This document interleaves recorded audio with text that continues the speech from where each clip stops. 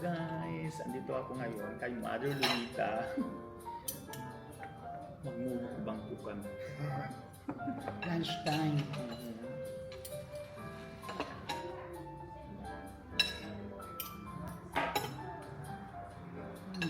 Sarap. Sarap. Nakagaan po. Dito kami sa luma, ay sa Ulamig.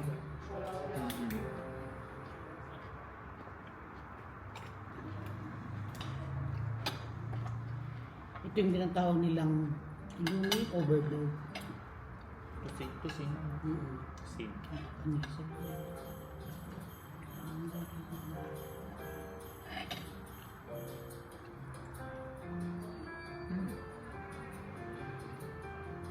Ayan.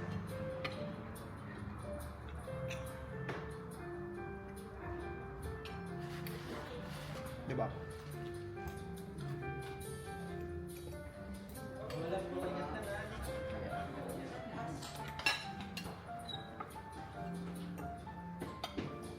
Tapos tusino naman. Tusino.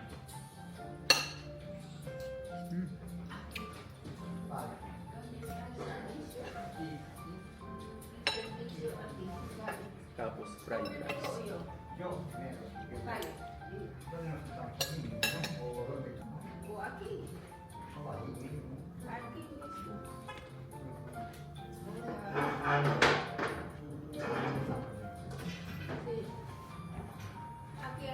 Ang sarap po. Kain po tayo.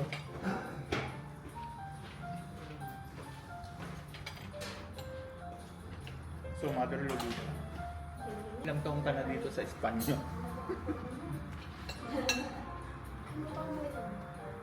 30 years na ako.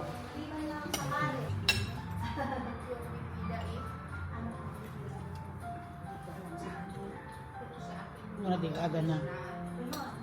Anong first impression mo dito nung bagong salta ka? Dati, siyempre, napakahirap pag pumunta ka dito dahil ang mga salita hindi mo kaya ibang salita dito. Pero, i-adjust mo naman. Ngayon, okay na. Okay na dahil matagal ka na dito. Tagal ka na rin dito, kaya medyo natututo ka na rin.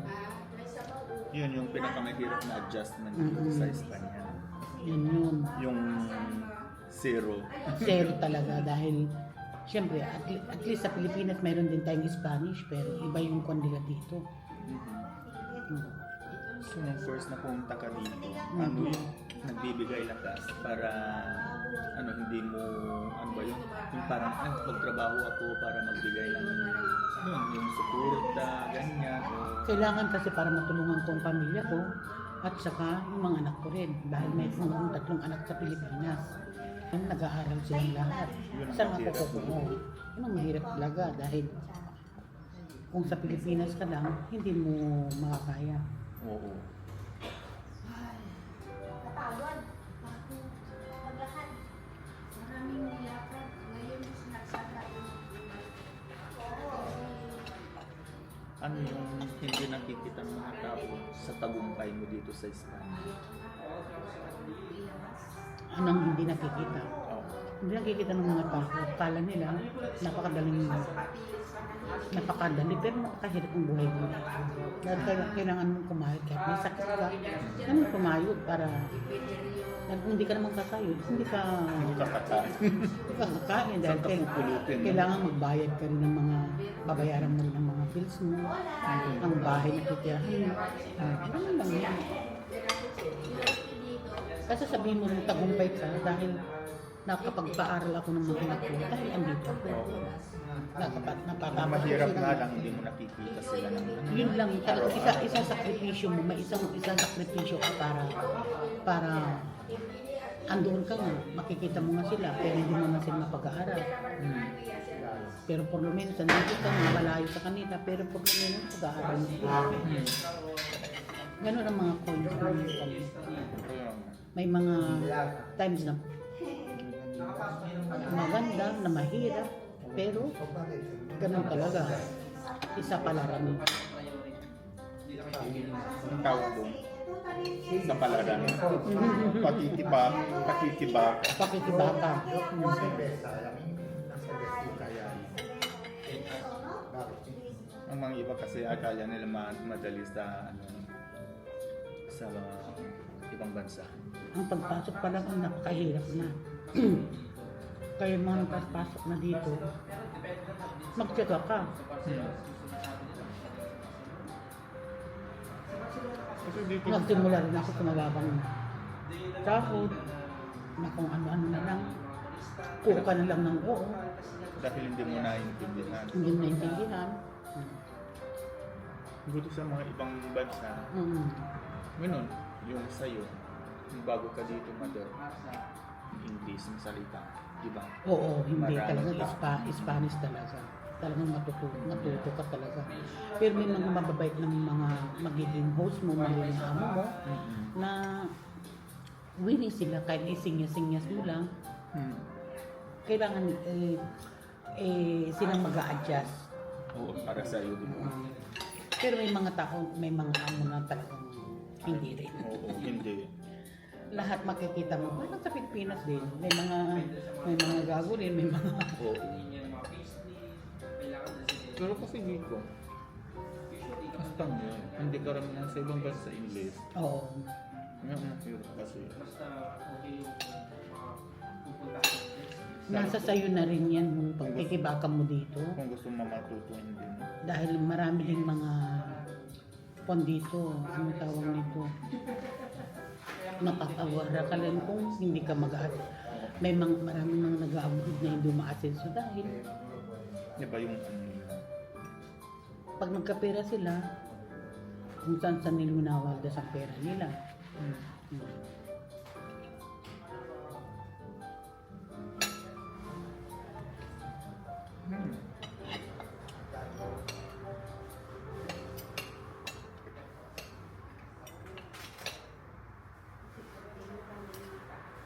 Masarap yun. Eh, Yun ang buhay ni mother nung umpisa. Pero ngayon na mother, ano na? Okay na. okay naman.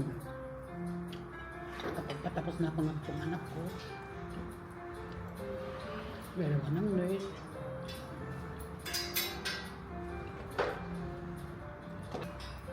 Dito sa Espanya.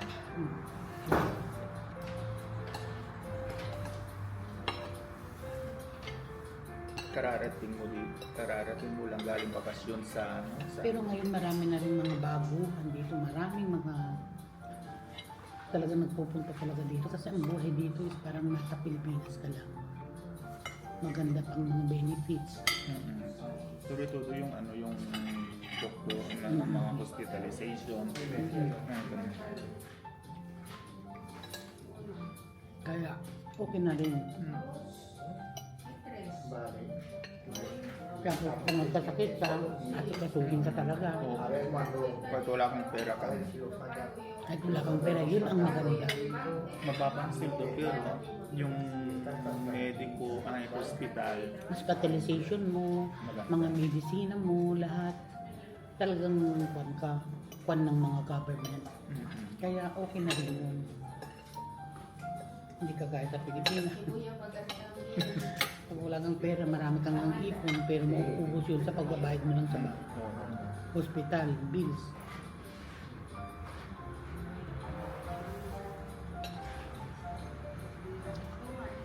pero nung bata-bata ka Madrid, dito sa Madrid. Dito ka na sa Madrid na buhay. So ano naman pinagkakabalaan mo? Iba sa sa trabaho mo. Pag day off mo ganyan. Pag makikipagkita ka rin sa mga kababayan natin dito. Wala, magkikipagkwentuhan ka sa kanila, kung ano ng mga buhay-buhay, ganyan. Tapos mamamasyal din kayo. Pero karamihan noon, wala pang mga ganitong mga restaurante ng mga Pilipino. Wala. Ang kwan lang noon, pupunta kami sa mga parke, may mga kwan din na magdadala ng mga pagkain, o may mantitinda rin. Pero Pero ngayon marami. hindi na kagaya ngayon na talagang makikita mo sa Lamtulok maraming mga kayo maasinso din ng mga Pilipino dahil nagkukuha na rin sila ng mga business. Kuhan nila. Nag-invest na din sila. Mm-hmm. Pero si lo que quieres es sacar el dinero, pues ya lo tienes tú que cancelar aquí, sacar el dinero.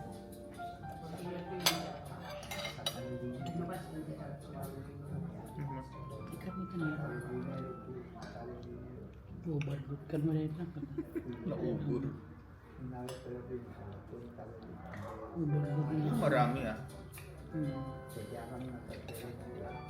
Alam mo sa kanila. Mga akan. Te digo cancela la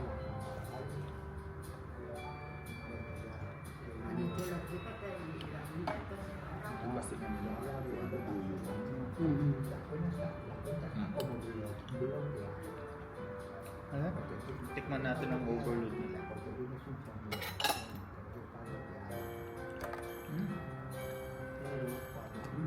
Chicharon.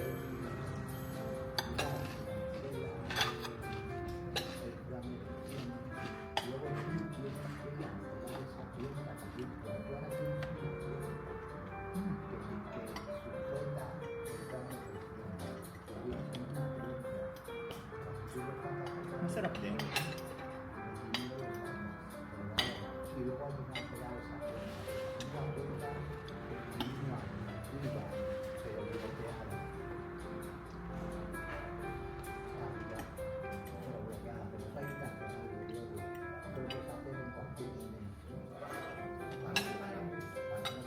Si Mother Lolita pala, magkatrabaho kami sa restaurant noon. Ilang taon na nakakaraan. Almost 15 years din. Kaya kami nagkakilala. Tapos lumalabas kami. Oo. Kasama natin nung mga kasama. Pagkatapos ng work, yun din, nagpukon din kami ng mga pagod namin. Mga alas 10 na ng madaling araw. Lalabas kami na. Lalabas din kami ng saglit.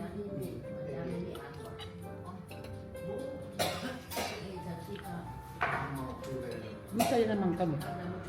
Okay. Bumalik ka Pagod na sa... ka pero masaya. Depende sa ano, sa mga... Ano ba yung kasama mo? Magandang samahan ng mga Pilipino.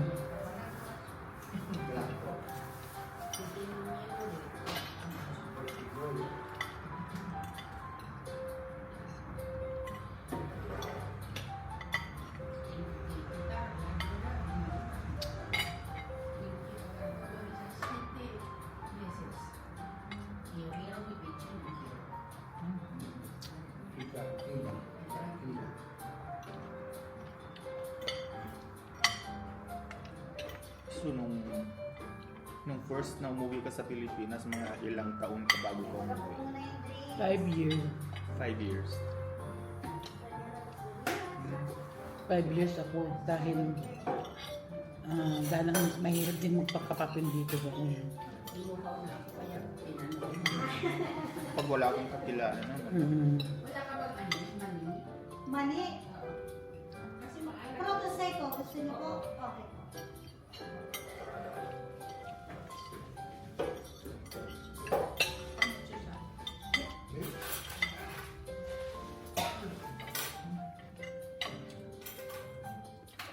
Ano may ta?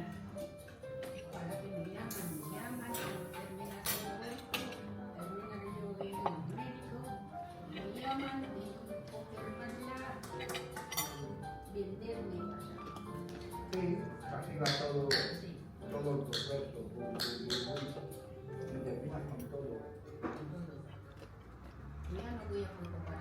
No te preocupes nada.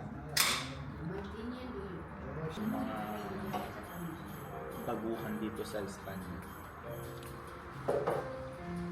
May papayo ko lang sa kanila. Magtiyaga sila kung ano may mga napasukan nila. Pagtiyagaan lang nila dahil sa simula lang yan. Pag medyo natututo na rin sila, saka na lang sila kahit na ano namang Mamili ano ng namang trabaho. trabaho. Mhm. Kasi maraming Sa trabaho una, dito, no? oo, maraming trabaho dito. Kaya lang, Yung mapili ka lang, hindi ka. kung mapili ka naman,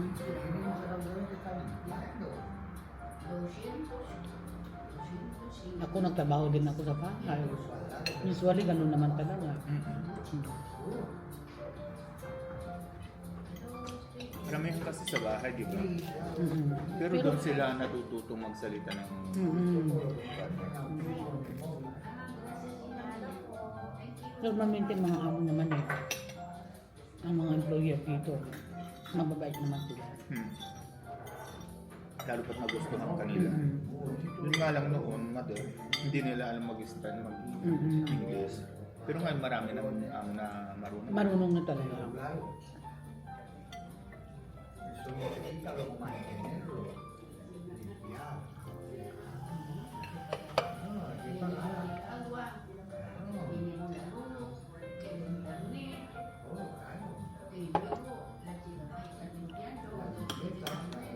Dapat So- so, nila.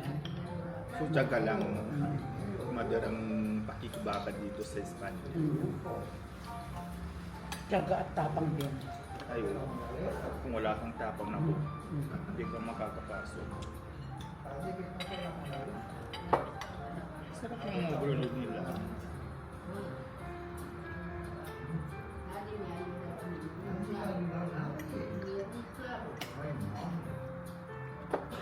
Kaya mo din ako. Hindi ako makalil mo.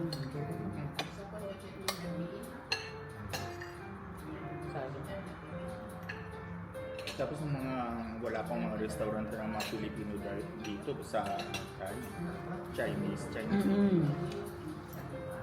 Karamihan sa Chinese.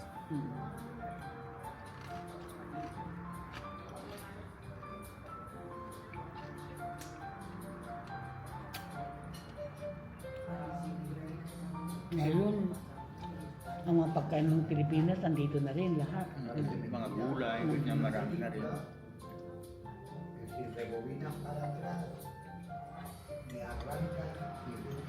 Ang buhay dito parang nasa rin sa Pilipinas. Kung nga lang, malayo ka lang talaga sa pamilya mo. At saka yung lumibabado. Mm-hmm.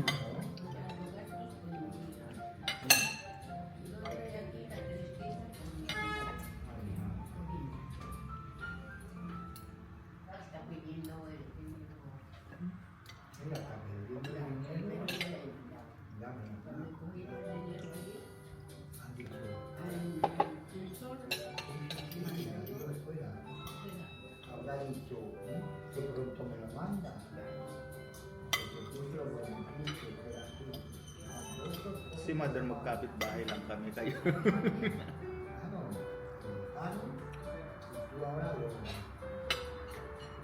Yung pinagkakainan namin, isa ito sa mga Filipino restaurant din dito. Ayo.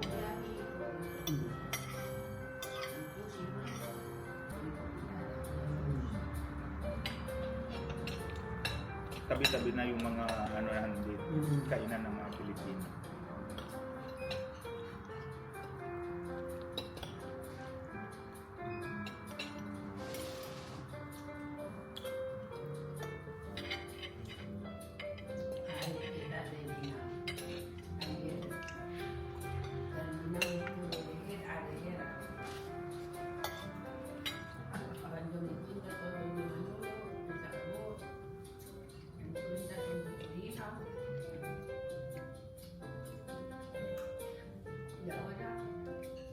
Yan ang buhay dito sa Espanya. Yung matira, no? Mm-hmm.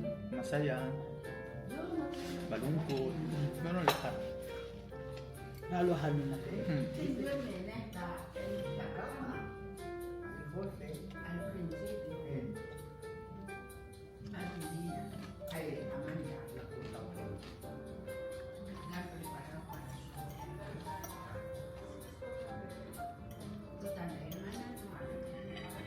Sa bagay, kahit nasan ka naman pumunta, nasa sa'yo na rin ang kwan mo para i-adjust mo ang sarili mo sa isang lugar. Kasi mga Pilipino ka, ano yan, magagaling kahit saan week pa to. Kahit pagtrabaho lang naman eh, Oo. kahit na wala naman, hindi naman sila mimili. Hmm. Claro. Lo que tú quieres. Pero la dueña a lo mejor no quiere. So ang first na trabaho ng mother is Bahay. bahay. La dueña. Yun ang first na trabaho ko din ay restaurante. Restaurante Americano. Hanggang sa nagsara yan. Matagal din ako dito doon sa 19 years. Mm. Trabaho sa restaurant.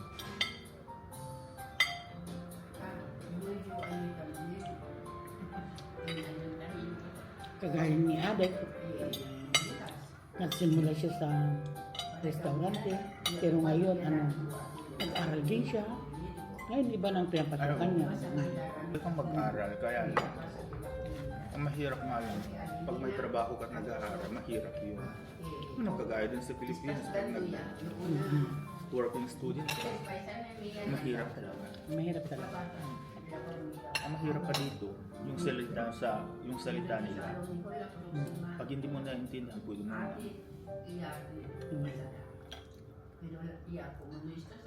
Yung mga professor naman dito, ano sila? Mababait sila. Nababait mo siya. Kung hindi mo maintindihan yung sinasabi nila, pwede mo paulit sa kanila.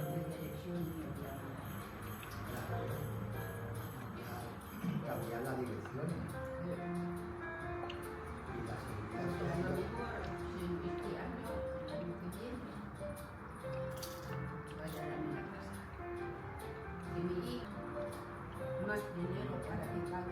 Doon ako.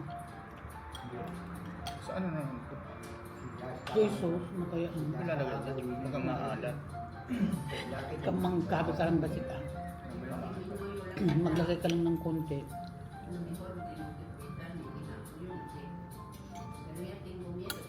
Masyado lang malapot.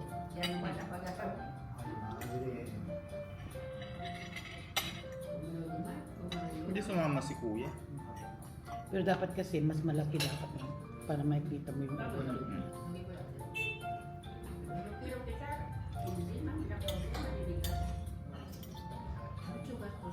Claro, claro. Y Ang tagal mo sabihin, tig-isa tayo ng ganyan. Ang gagawin mo.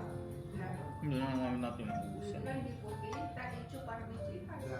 Saka marami rin yung ano nila, rasyon nila. Rasyon nila. So okay naman na. Hmm.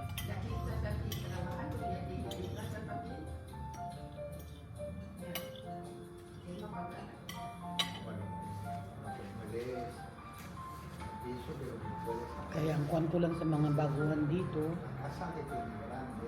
kwan lang, tsaka ka lang kayo, Pagando ya un dinero. mararating nyo rin yung gusto nyo. Kasi dito yung ano, pwede kang makakuha ng ano, di ba? Parents Citizenship mo. Citizenship mo, mas madali. At makukuha mo pamilya mo. Solicitados, solo solicitados. Nasa diskarte mo na rin yan. Eso es lo que quiero saber. Es que hay a veces sabes que hay